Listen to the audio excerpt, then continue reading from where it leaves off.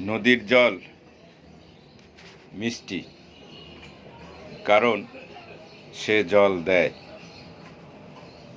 আর সাগরের জল নোনতা, কারণ সে জল নেয়।